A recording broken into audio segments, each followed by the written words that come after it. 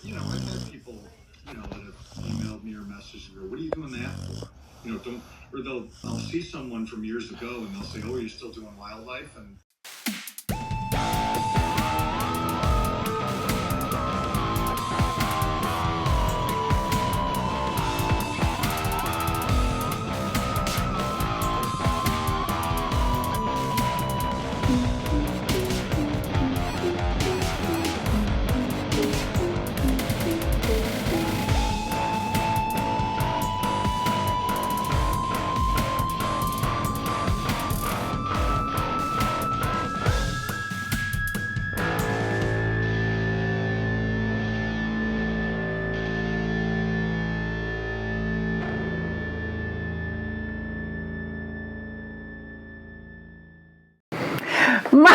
Michael Calandra.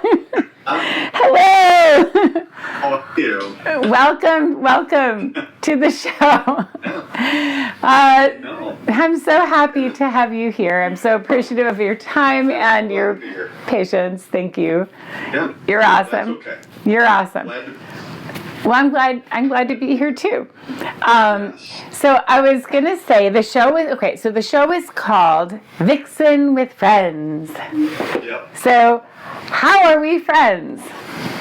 Well, I actually know too, but I'm sorry, I was about to cut you off before you go. Right? I mean, you do know. Let me try that again.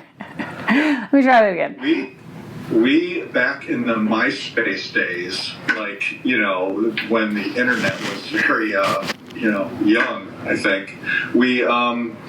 I was posting artwork and doing work for Heavy Metal Magazine, and we were kind of talking about art, and just off and on, just random comments, like we do on Facebook now.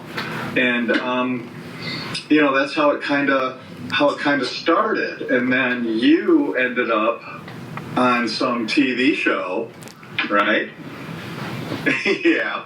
And that show would be called The Amazing Race. Amazing Race. Yes. Yeah. And we had been out of touch for a while. I know that, and we've been out of touch for a while. And my mother-in-law watched the show, and there was a newspaper article that showed you and Kent at the time, and I said, wait a minute. I know her. What's she doing on the show? Yeah. And then after the show, we had talked about there was Wizard World in Chicago. Well, that's what I was. So that's for me when we became more in-person friends. Yeah. Because we definitely were social media friends. Because I was like, oh, you're so cool, and you're like, you're cool, and we're both like, yay. And then and we ran into each other at Wizard, and we both were doing booths there because of The Amazing Race. I went through a little bit of a phase where I was doing signings and things at cons. I was doing the little con circuit. It was so fun. I loved it. But you have been doing this for way longer than me, and you have obviously are more, successful. Sorry. Wizard World Chicago, though, is I feel like where we really kind of connected in person. And we both had booths there. Right. I was doing signings for reality and fashion and goth stuff, and you were obviously being an amazing artist, because you've been doing this stuff you're such an accomplished artist. I'm so thrilled to have you on the show because you're so talented. Actually, now that I think of it, I hadn't done heavy metal at that time. That wasn't until about 2007. And I think we probably met earlier than that. I can't remember, to tell you the truth. Well, I think it was prior to that. We were both at Wizard Chicago, and it was the end of the day, and we were both tired, and you were like, hey, do you want to just do a shoot? Because I think it'd be super fun to just do something.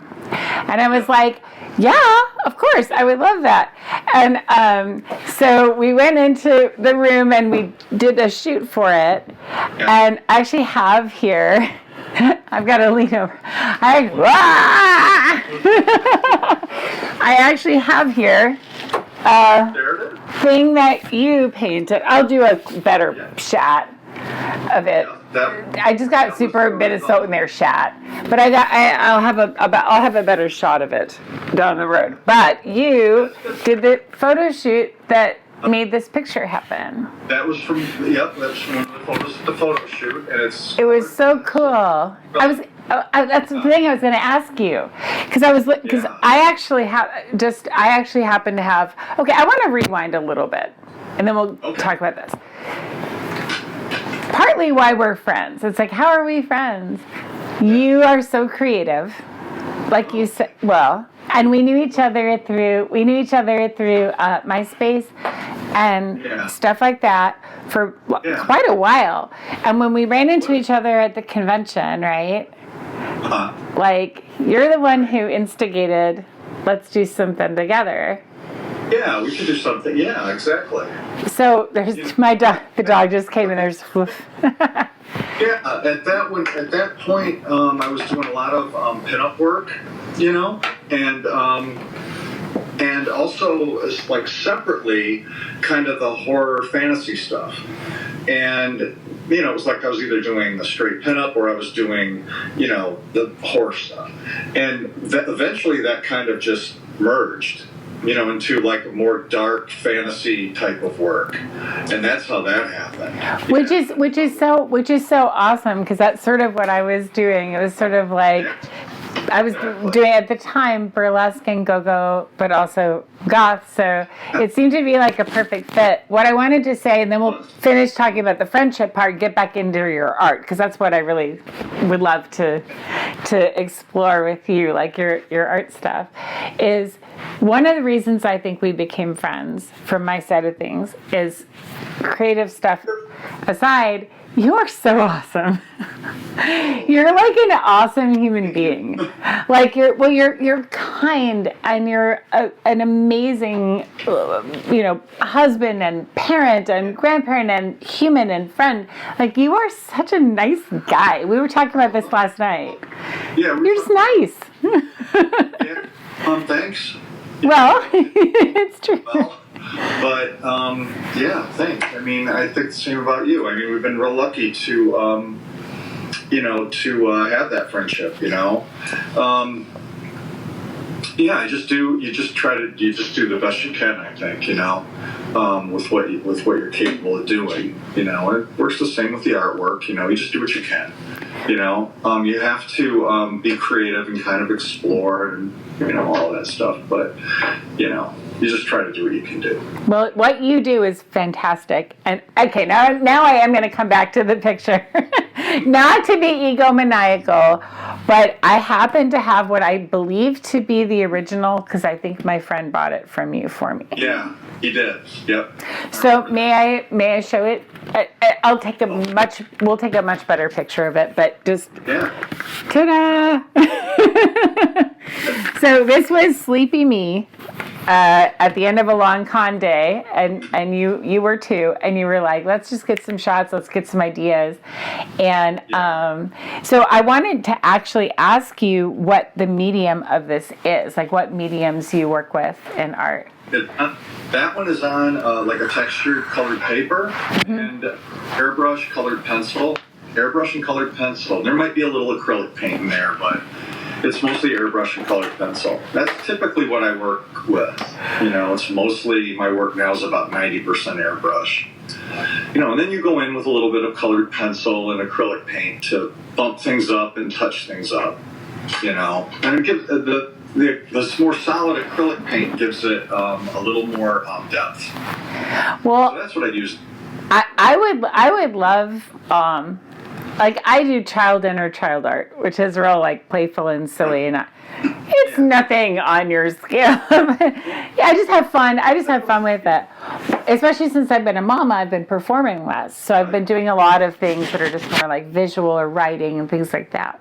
But you're an artist for real.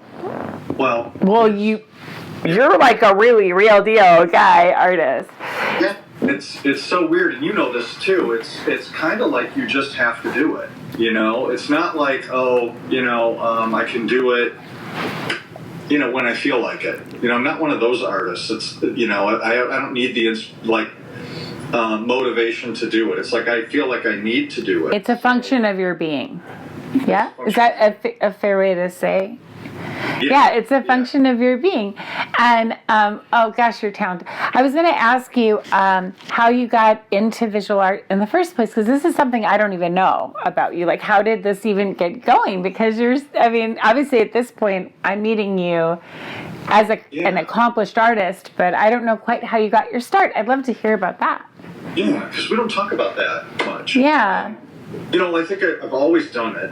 Always like little kids always do art. And some of us just don't stop doing it.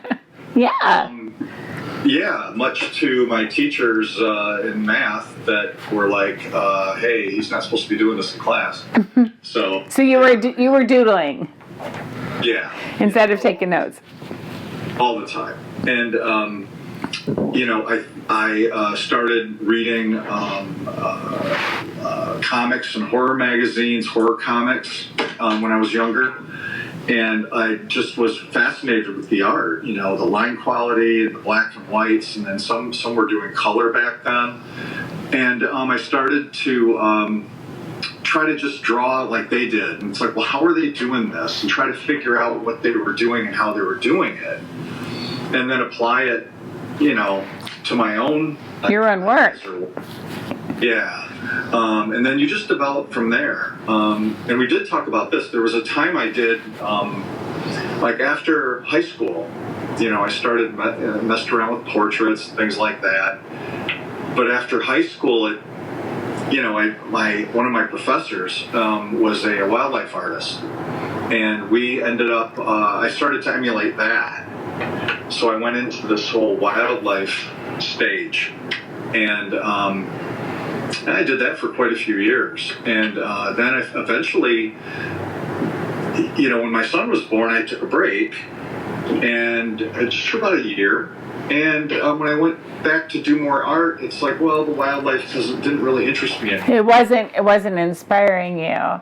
So one of the things I think is tricky about being an artist that people appreciate is shifting gears and evolving into your own voice as you grow and learn and get to know yourself better, right?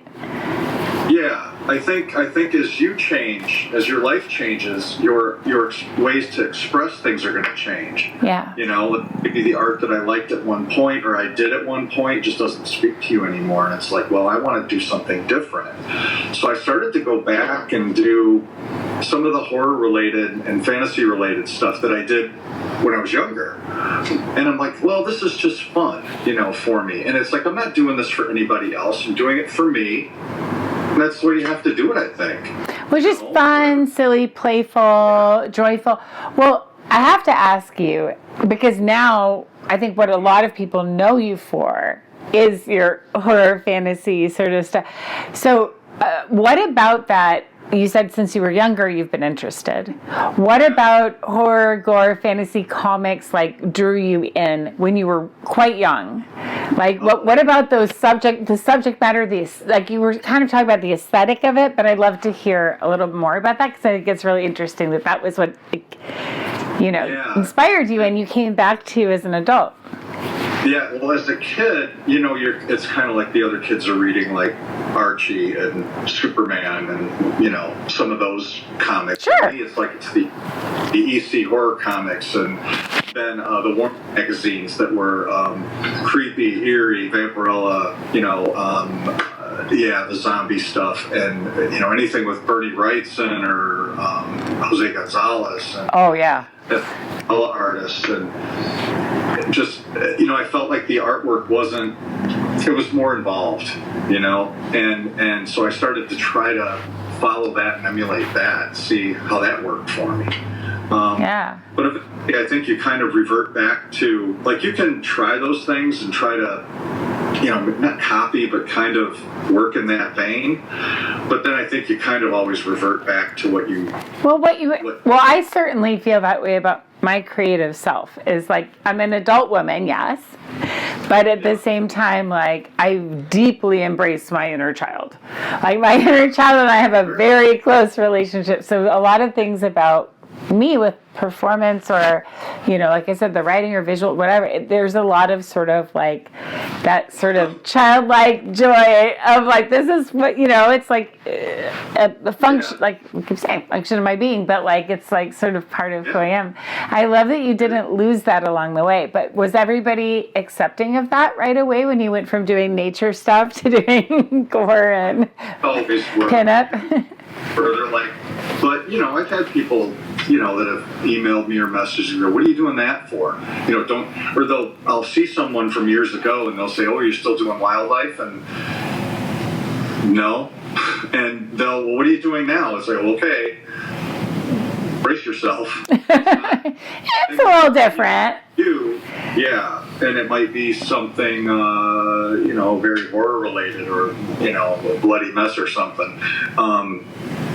And they can't figure out why I don't do what I used to do.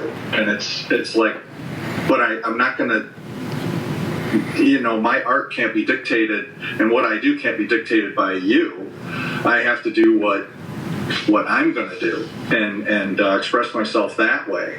A lot of it, I do a lot of, fan art, things like that for conventions, because that's what people want. Oh, yeah. You have to do your own ideas too, so I'm always real happy when people buy prints of my own ideas and that. But it is funny that each stage you kind of develop, and now I'm doing tarot card art. Well, we're gonna get into that. Don't believe that I will not bring that one up, because I think it's so awesome and it's so fun. But I was gonna say that's sort of what happened with me. Like when I was younger, like I did my first professional stuff was like musical theater, dinner theater in a small town, and then it was like I'm gonna do nude performance art and burlesque and go with fake blood. Ha ha! It's like I'm still that same kid. It's just that you sort of like, you like what you like, right? Like just some things like speak to you. And I think a misconception, I keep using the word misconception with a lot of my interviews because I'm talking to so many creative people. So I think sometimes people don't always get us. Right? No. But I think a misconception about horror, thank you all so very much for joining us stuff this as a genre is that we're angry or it's mean or it's scary. It's meant to be, to me, exciting. Leave a comment if Exciting. feeling up to that. We'd love to hear what you have and to like say.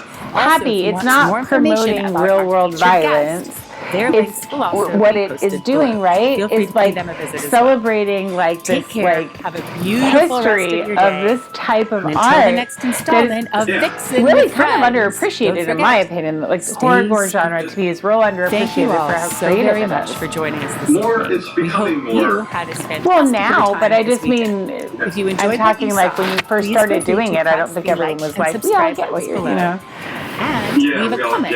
We totally get it. We'd love to hear what you have to say. I'll paint what I Also, want. if you want more information about our featured featured guests, why did you paint? their links will also Someone be messaged posted me one below. time Feel about free to I pay them a painted visit as well. I had done some work for Take the care. cast of Night Have of the a Living Dead. beautiful rest of your day. Who have been Until very, the next they're very installment of supportive. They've just been Vyxsin great. with Friends. And, Don't forget, stay sweet. why are you doing that? It's death, it's dark, it's, bloody, nasty. It's not like ducks in a pond on a fall day with leaves. Yeah, but you kind of go, well, first of all, random person on the internet, it's none of your business. If you don't like it, that's fine. I don't mind. I get that you don't like it. There's lots of things I don't like. But I wouldn't question someone doing it. It's like, well, I do it because I like it. And it's like, that's one painting you're looking at. What about these other 300 that I've done there? That's a thing. I kind of maybe need to lean into a little bit of an explanation for people who don't know who you are. You are like really cool, and you are so prolific, and you have a career that has spanned decades. Yeah, because I'm old. No, I didn't mean it like stop. we none of us are old. We are young. We're kids at heart. No, but you have had a career that has been wildly creative, imaginative, successful, and popular for a really long time. Like this, like you are, and we'll put links and stuff to your work for people who want to check out, or maybe they know who you are but they don't know all your stuff. I will definitely link below. But oh my gosh, like you. So did you ever go to art school? Or did out of high school, I remember that they wanted to interview me. There was a scholarship available just at the local college, and I was getting ready to graduate, and my parents were like, "Well, what are you going to do? What are we going to do?" It's What's next? I was like, "I'm not going to do that," and they said my art teachers were like, "Yes, you are." So they sent me with some paintings over to the college with a portfolio for them to look at. And I ended up getting a scholarship. I had a free ride there for 2 years. But after that, they were kind of, well, what are you going to do? Are you going to teach? Because that's what they did. They were artists and they taught, which in hindsight would have been probably a good idea to go on and get a teaching degree. And I said, well, no, I'm just going to be a studio artist. I'm going to paint and galleries. And because back then there was no internet. It was galleries, and that's how you got out there. Magazine ads, in wildlife magazines, things like that. That's how I did. And I was doing wildlife shows, wildlife art competitions. I did those. But like I said, I just lost interest in it. And that's just the phase of things. I think it's a natural growth. We don't always do the same things, we talked about that with music. We did. We did. They expect the same album over and over again. Over and over again. And you're like, well, I was a fan of the first 7. Why did you go in this direction on number 8? Like, you're betraying us as your fans. It's like, well, one of the things that you and I also spoke about, that I talk with my children about a lot, is like, everything isn't for everyone. No. And people can be more than one thing at the same time. And I think that's really challenging, because you can be a person who's good at nature stuff, zombie gore stuff, pinup stuff. You can also be an awesome husband, which I know you are. You can be, you can be like a great family man. You can be a friend. You can be a person who travels. You can be a person who has a photo frame shop and does that too. Like, you have you're so multifaceted, and I think that that's something that I really find inspiring about you. A person can be more than one thing at the same time. Yeah, you think of someone like Taylor Momsen, who started acting and acted for many years. Well, now she's, fronting The Pretty Reckless. And so she's gone from, and not that she couldn't go back and act, she could, but she's more than just, people get pigeonholed into one thing. You're more than just that. I really liked when you were saying this when we were speaking earlier, like before the interview, you really are pretty feeling strongly about this, that artists should have cultural permission to evolve and change and explore different ideas throughout their career. Yeah. Like you had a lot to say about that, and I thought it was really smart. Yeah, I think you have to grow. I think, I don't want to always do what someone else expects me to do. It's like, I'm not painting it. I'm painting for me. If you like it, great. If you don't, move on. That's fine. I don't care. But it's the same with the musicians and the albums you were talking about. I mean, if, someone puts out 3 or 4 albums and then there's one that didn't hit right, that happens. We always used to talk about, well, Babe Ruth didn't hit a home run every time he went to the plate. He struck out too. Yeah, you're talking about sports to a person. I know. No, I was joking. Well, one of the other things, because I completely agree with you. One of the other things, kind of circling back around to one of the reasons that we're friends as creative people is that you had a lot to say about this earlier, and I think it's really powerful and important. You were talking about, if you are really great at something, creativity or sports or whatever, maybe not taking that as an opportunity to push other people down. And this is something about your character that I really respect. And I was hoping maybe you could talk a little about your thoughts on that, like just how to navigate being a human being, because you've got some great stuff. Well, I'm serious though. You have some great stuff as far as. Yeah, I think that with other artists, they're doing the best they can do, and I'm older, so I've had this, my art has changed over the years. I've developed technique, I've tried different things, I've settled on a somewhat of a style, and someone that's starting out, I've been where they are, they're doing their best that they can do, and you've got to let them grow. Now, maybe their talent will peak at a certain point, like maybe mine is here and theirs is here, but there are certainly people way above me that I look at their ability and talent and I go, well, I wish I could. I don't think either of us are going to be invited to paint the Sistine Chapel over again anytime soon, right? No. Like that style maybe isn't. Yeah. And so I think what happens is you develop within your own abilities. It's like, well, I can paint this way, or I'm maybe I can draw better than I can paint. But you develop up to a point that you can keep moving forward. But you'll get good and better. But some people are going to peak, I think. And you've got to just let them do it for themselves. It's like you can't compare what I do to what somebody else does.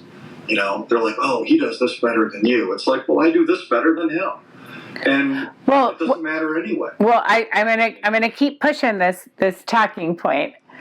But one of the things I think is so lovely about you and important about you is that whatever degree of success or experience you have is not taking that and using it to weaponize against others in your field or genre. Yeah. And I'll tell you something my daughter said this afternoon to me that I did not teach her, so I don't know where she got it from, but she said, it's like I always say.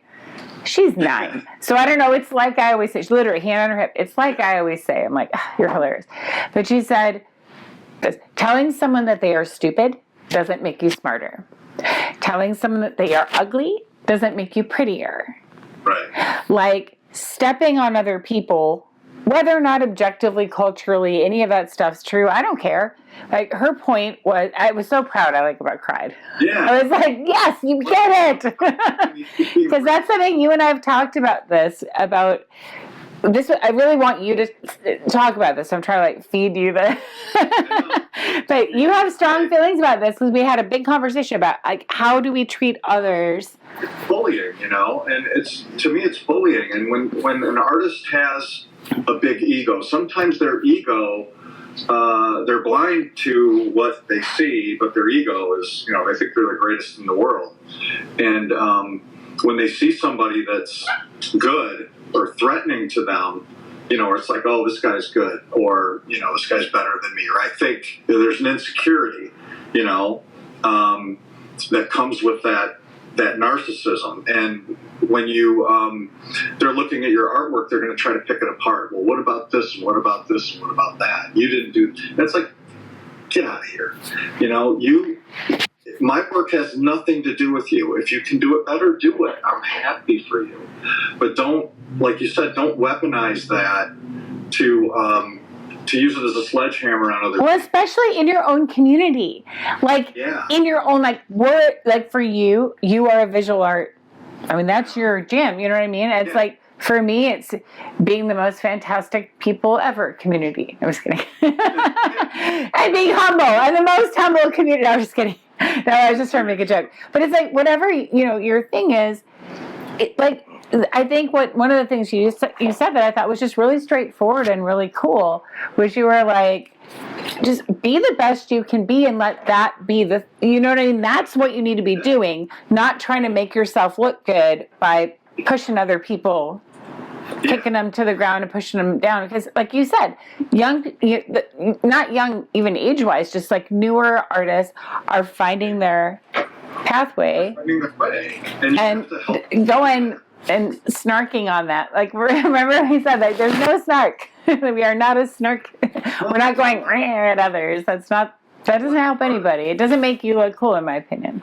It makes it feel like, what do we say? It makes it feel like high school or middle school. Yeah, it makes it feel like high school, where, somebody has to make themselves feel better by putting you down. It's like they make themselves feel better that way, about their own situations.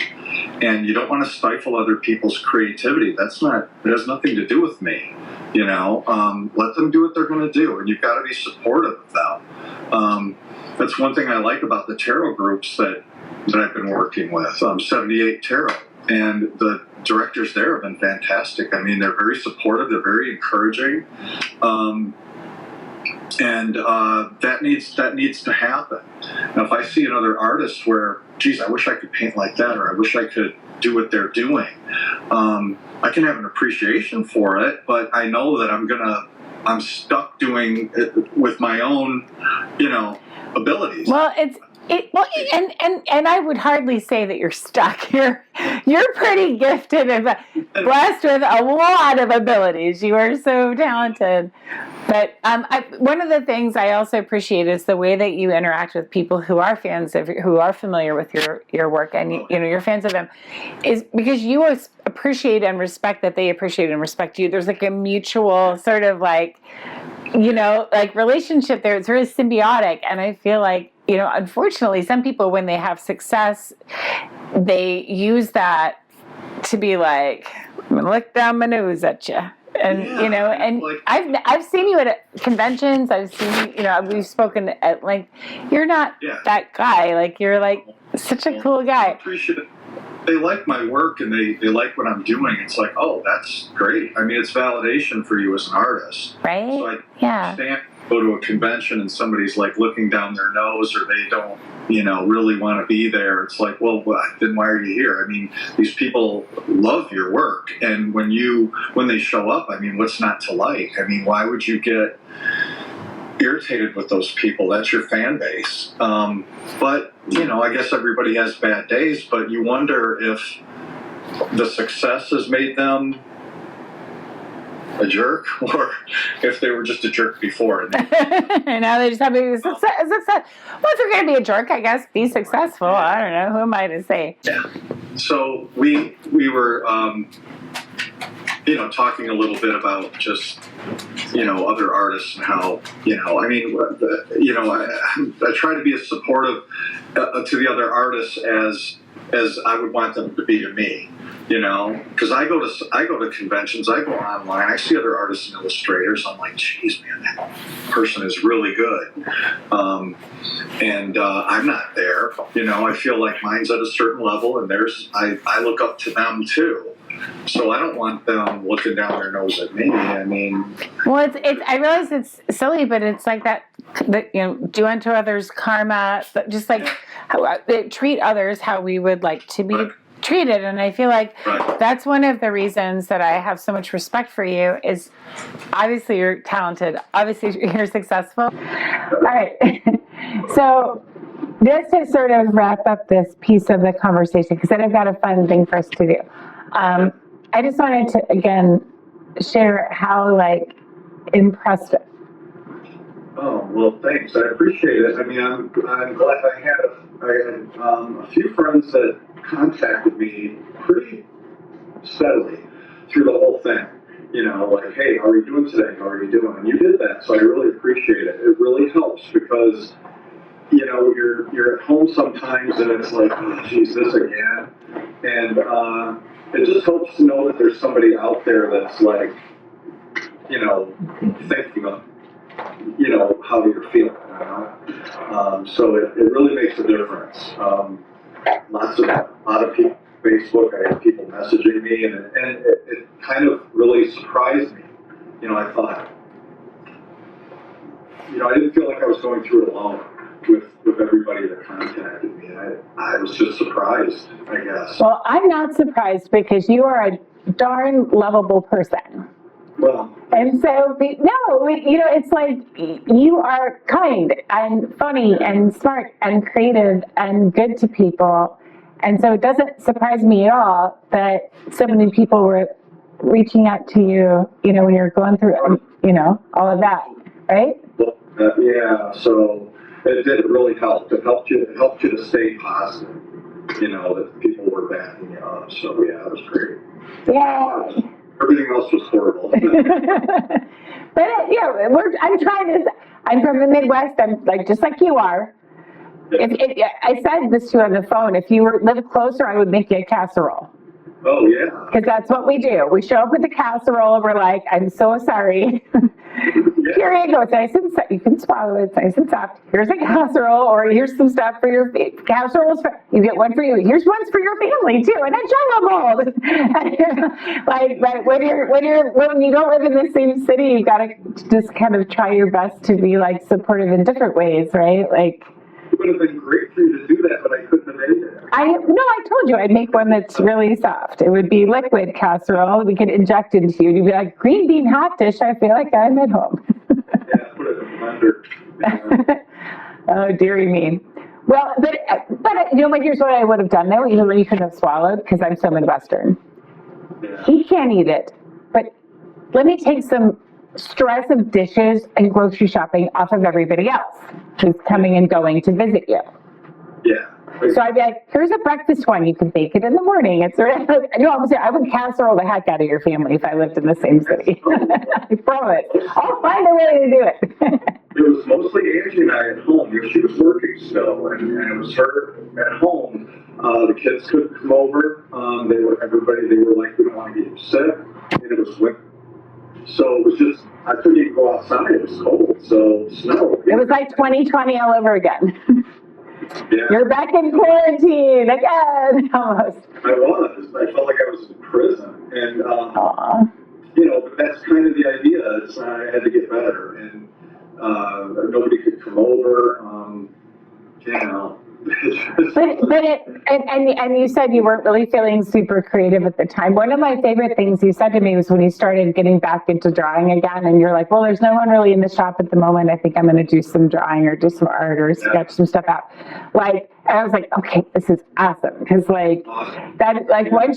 because to me, that's like such a touchstone for you is the fact that you're an artist, and like the fact that you felt up and running again. It's like, okay, yeah. In fact, I had a tarot card that was due. I had a set of cards, 8 cards for 78 tarot, and I had one left to do. I finished the rest of them before I got sick.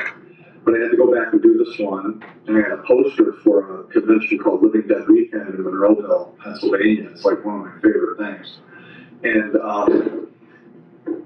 so I was like, well, I've got to pick up the airbrush again. And you pick it up after all that time, and you kind of go, how does this work again, And it took me a day maybe, but I'm like, oh, okay, now I got it. You're right back into it again. It comes right back. Well, that's not too, but I realize different things, but I have little ones, and I'm a single mommy. And so I was married at the time, but that didn't quite go the way I planned it to. But as a single mom, it's like I've been so in that zone, and I'm sort of trying to. I feel like I'm rusty, but I still got it. But I'm rusty, but it's gonna be okay. Just about anything like this kind of stuff, and so this has been interesting. Just kind of getting back in the saddle. But okay, so. That's a terrible segue. It makes no sense. But speaking of getting back into things, I have a thing called the Vyx quiz. Okay. Remember we talked about this? You were forewarned. It's not scary. It's not. It's fun. Okay? So this is just silly questions, and we're going to answer them as you please, okay? This is just kind of a fun, get to know you fun thing. I mean, I already know you, but not everyone watching this does as well as I do, so we can learn some new stuff. Okay, this question seems a little, we sort of just answered it because we just have been speaking about things, but I'll let you do how you please. What moment or moments make you feel the most alive? Oh, geez, I think it's being around the family, being around the grandkids, because they're little. He's going to be 4 and she's 2. She just turned 2. Oh. Both May birthdays. And, there's something about when you show up and they're excited to see you. Like, and there's no holding back. They're just like. What do they call you? Are you grandpa or do you have a different name? Papa, they call me. Everybody has different words for grandparents. That's why I was asking. So you're Papa? Yeah. You're Papa, Michael.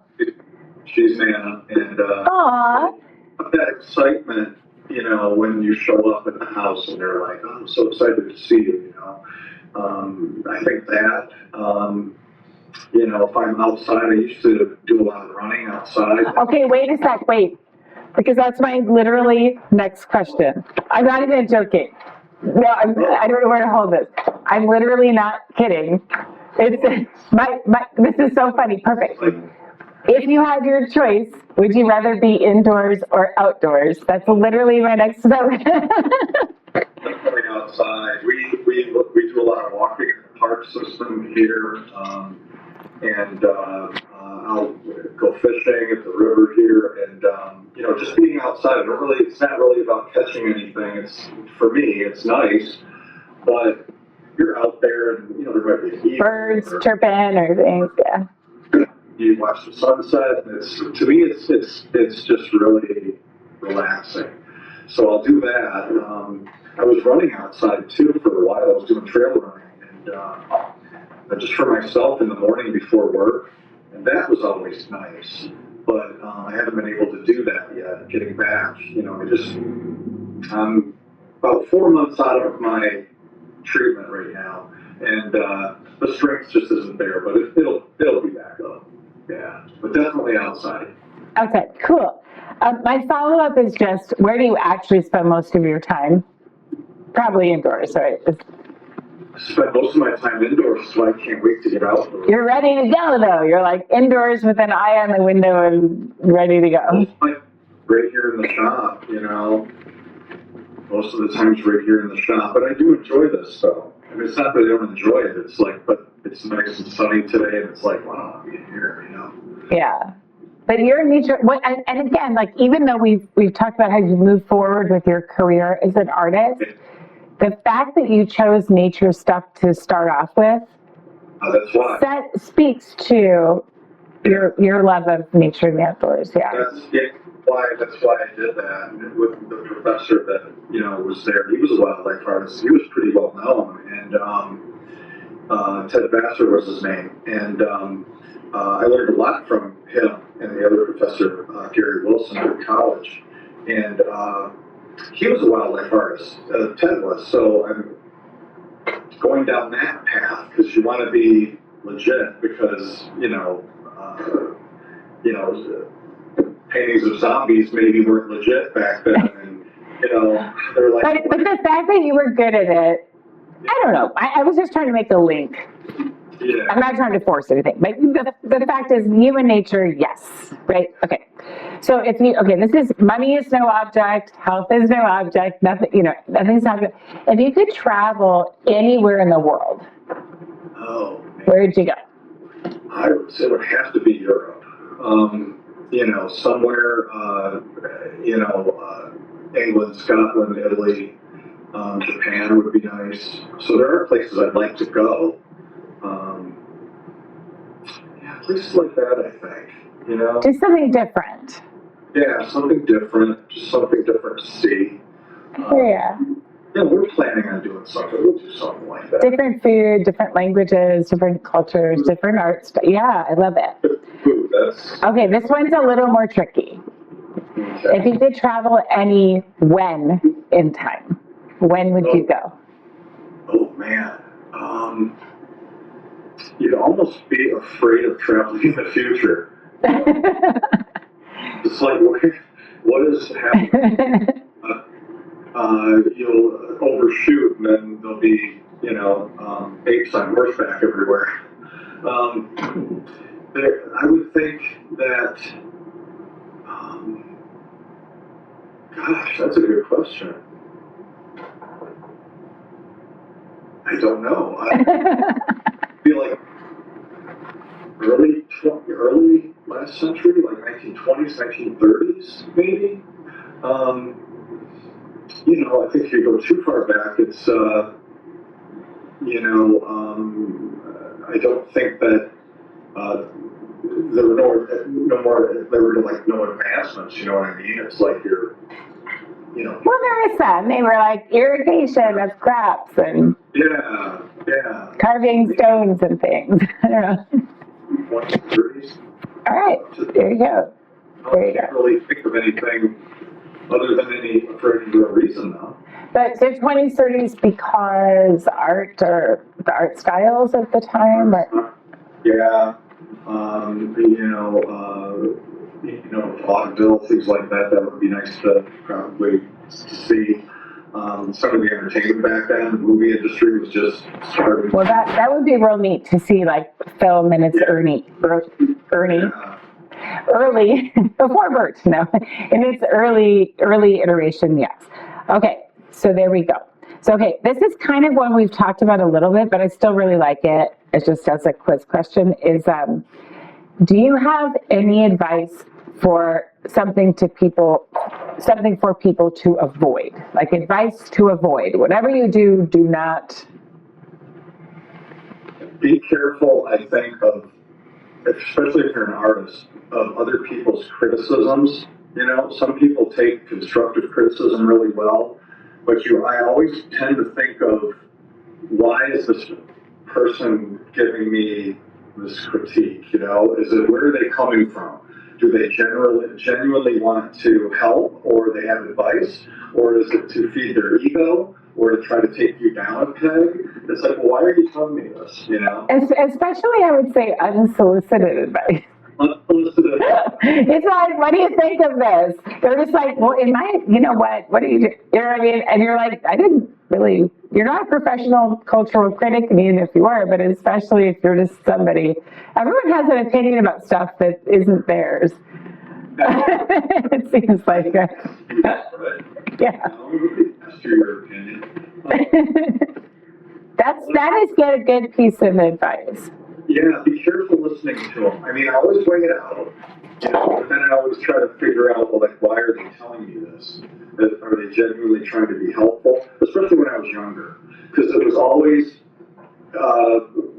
you get this, it's like, hey, you know what you should do? No, why don't you tell me what I should do, random person? Mm-hmm. I have who you are. Why do you think you know me well enough to tell me what to do with my art? Because art comes from here, you know what I mean? And it's like I'm putting things down to express myself, and you know that too, being a performer. It's like you're expressing yourself. Don't tell me how to express myself, Well, and I think there's a tricky balance between, like, ego and confidence. Like being egomaniacal and narcissistic, right? I mean, like, I don't need to listen to any advice ever from anyone because, or I don't play to the audience, I play to myself. And then there's a point where someone's just like, look though, if you use this pencil instead of that pencil, or this, you know what I mean? If you do this for me, just, little stuff. If you do this with your makeup instead of that, it's going to make you look, or just little stuff. Like that is not, I think there's a point where it's worth lending an ear to, because they really do have your best interest at heart, yeah? But if they're just coming for you like, well, Michael, you're never going to get anywhere in this business in my gallery. You're not good. Then you're just like, well, man, it freezes people up and it limits their ability to grow and learn. And then you don't know what to do. Yeah. I did get to that point with wildlife, where I didn't know what to do because I was painting to please everybody else. Right. Rather than doing what my idea was, I was trying to second guess what judges wanted, what the competition wanted, and then you're frozen. You're afraid to do anything, and you can't create like that. But yeah, as far as like a teacher or somebody that really is a friend and has your best interest in mind, it's like, yeah, if they're going to show you certain techniques, or try this or try that. Oh, hey. Or have you thought about that? It's very different than, well, and also I feel like one of my favorite things is just Zen mind is a beginner's mind. So that means the second you run around thinking you know everything, it shuts us down from like what you were talking about earlier, evolving things. So, okay, here we go. So that was advice about something to avoid. You said avoid letting others control you and weigh you down, which I think is very good advice. Now, this is the opposite of that. This next question is the opposite of that, inverse. So, if you have something that you would suggest that people aspire to, so not avoid, now we're talking about aspire. What do you think? You've already sort of said some great stuff, but just in this one moment, like aspire. Yeah, I think if there's something that you want to do, just you better do it. You know, I don't think there's, I didn't expect to get sick, right? I mean, and it's like, well, if there was something I wanted to do, it's like I better do it because you don't know what's going to happen. Keep your eyes on it. I mean, you've got to keep focused on what you want, and everything that you're doing during the day should be kind of geared towards working towards that goal. So if you set goals for yourself, and don't say, hey, I want to be, this huge famous artist. It doesn't start that way. I think you've got to start a little bit at a time, and don't try to be something that you're not. I think you have to be who you are. To thine own self. Yes. Yeah. I actually I'm a theater major, so I tend to say weird stuff like thine and thee and thou. My kids just look at me like you're a weird man. I'm like, well, yeah, but I'm yours. Like we said, not everybody, your artwork or, you're not everybody's cup of tea, And you never will be. Even if you do stuff that is intended to please the masses. Yeah. There is still going to be a bunch of people like me, that are like, that's ridiculous. You're pleasing the masses. It's plebeian. It's annoying. It's base and it's like I'm trying to say a thing without naming any specific person or show because I don't want to make fun of anybody's stuff. But it's like even if you make the most consumer friendly content. Yeah. It's not going to be for everyone. No. Like people like me. Yeah. Or a lot of other people. But so why bother then if you don't have to? Why stifle yourself? The world's going to try to stifle you enough as it is. You don't need to be stifled. I think you start up with people that, I don't want to waste my time with people that, don't care about me or, we don't have, things that much in common. It's like I don't mind hearing everybody's ideas and everything, but at some point, you go, well, how do I want to spend my day, and you want to spend it with people that, you want to spend it with. Well, thank you for including Oh, of course. me in that category because you've been spending time with me. So, okay, here's the next question. This is sort of a goofy one, but I just made it up. So, so I've egregiously harmed you or mistakenly harmed you. I hurt your feelings. I wronged you in some way. This doesn't happen in real life. We're just saying, let's just say. How can I make it up to you? Oh, gosh. I'm one of those people that, like I said, if I don't want to spend time with you, I won't, It's, I don't know what it is, I think. Well, clearly, if I burn down all of your farm is different than if I said, I don't like that painting, Michael. Those are two different, there's levels. My point is like, if Mario, please, you're going to have to pull him because he's clicking and clicking and clacking with his little tail. We've got a beagle. He's going, claw, claw, claw, beagle, beagle. He's adorable, but he's quite noisy. Anyway, I guess the point of the question is more like different people have different so we're all going to make mistakes. Yeah, right. So if someone is trying to atone for something, not something just even major, but just for some people, for example, it's like, buy me something or what. No, I think it's just different. I mean, just having the opportunity to just to come and talk. I'm pretty open to that kind of stuff. It's not like if you have the opportunity. But I have had people in my life that we have separated and gone separate ways. Elbow, wrist, wrist. There's the door. And, yeah. You have to. Sometimes you have. It can be hard. It kind of, when you're a nice person, saying goodbye to people who you don't need in your life can be a challenge, huh? Yeah, it can. And I've had that happen where, years later, it's come around for full circle again. And, you're face to face with somebody and you go, well, this was so many years ago. Things changed so much. I don't know this person anymore. And they don't know me. I've changed. They've changed. And it's like, well, what do we do? Maybe, we start again. And the person knows what I'm talking about. He's going to watch this and he knows what I'm talking about. Hi, person.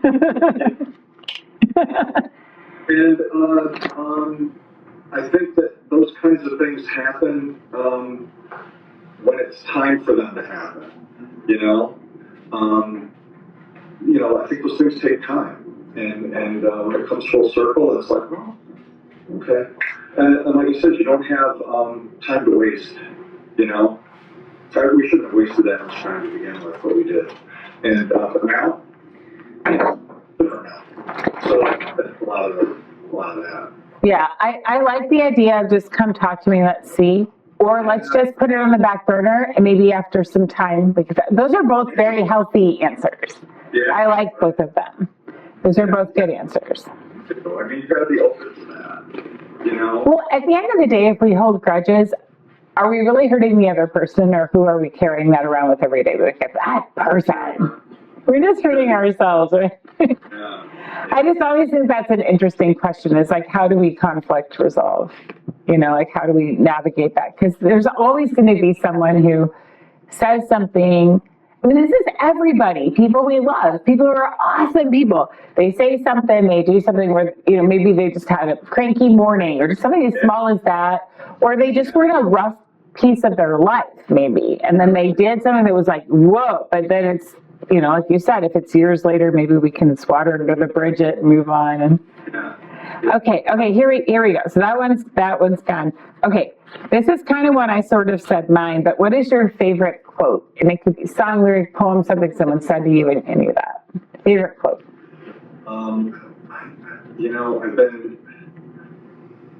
There's one thing that kind of stuck with me, and I think through being sick and you're in this dark time, and there's a lot of quotes that are very similar about, it's during your darkest times that you have to focus on the light, and not get swallowed by the darkness. I mean, it's an old quote, but, people throw some version of that around. And then, my tarot deck, I did a whole deck of cards for U.S. game systems. That's going to be coming out in the fall. It's going to be in their June catalog. So the whole theme was the as above, so below. For me, that was the theme. So I think the quote is like, as within, as without, as above, so below, as in the heavens as in the soul, I think. Yes, in the heavens, so in the soul. So it's basically what you put out there, you get back. It's everything's an opposite. It's kind of that Yin yang. Opposite, yeah. That everything has an opposite. There's the dark and there's the light, and they need each other. They need each other. Because without one, the other thing is just whatever. It doesn't have an identity. Right? If everything was light, then it wouldn't be light. It'd just be, this is what is so. There would be no, contrast creates identity and delineation that can be really beautiful and important if they're in harmony. Yes. Yeah, it has to exist with the other. And exactly. And so there's that. I think those are probably the two that stick out to me right now the most. But I like it. Well, of course, and tomorrow you would have said something different, or yesterday. It's more like in the moment what pops in your head. So this is my last one. Yay! Okay, so let's just say, for some reason, you cannot live on land. You can't. Would you prefer living beneath the water or up in the sky? Now we're going to assume that if you're in the water, you're not going to drown. If you're in the sky, you're not going to fall and hit the sun like Icarus or whatever. We're going to assume these are habitats that are workable for you, but would you rather be beneath water or in the sky or the stars or something like that? Where would you rather be? Oh, probably sky. Yeah, I think sky. Yeah. Yeah. So I can, you have dreams of that, right? I mean, yeah. People that would dream at night, you have a dream and it's like while I was flying, I was, above ground, way above. And I think that would be, that's what I would do. That's awesome. Yeah. Well, that's bad choice. They're both good choices. They're really interesting. It's a hypothetical. It's fun to kind of think about. Oh, what could that look like? Yeah. Well, this concludes our interview. Great. Michael Calandra, did you have fun? Thank you so much. I want to tell you that I so appreciate you taking time to be on the show. And I feel like even though we've been friends for a long time, I feel like I got to know you a little bit better through the interview too. So, and I'm hoping that everyone out there gets to know you better as well. So I will say thank you so much and take care, and love and hugs to you and everybody that you care about. Oh, yeah, thanks. And we'll be talking soon, I'm sure. I am going to call you the second that I walk off the screen to say more personal goodbye. I'll be like, thank you so much. Like, well, I'll be literally calling you in 2 seconds. But just for the purposes of now, thank you for your time. You've been lovely. You're a great person, oh, here, I want to say this before I shut. I'll cut out the choppy bits, but again, like, you are a phenomenal artist, but you're even a more amazing human being. And I am grateful to count myself amongst your friends. Well, I'm grateful to count myself among yours too, So there you go. Mutual admiration society going on around here, huh? Yeah. Hooray! Yeah. All right. Well, I'm going to say bye-bye, and I'll just turn around and call you. All right. Thank you. We did it! Thank you all so very much for joining us this evening. We hope you had as fantastic of a time as we did. If you enjoyed what you saw, please feel free to press the like and subscribe buttons below and leave a comment if you are feeling up to that. We'd love to hear what you have to say. Also, if you want some more information about our featured guest, their links will also be posted below. Feel free to pay them a visit as well. Take care, have a beautiful rest of your day, and until the next installment of Vyxsin with Friends, don't forget, stay spooky.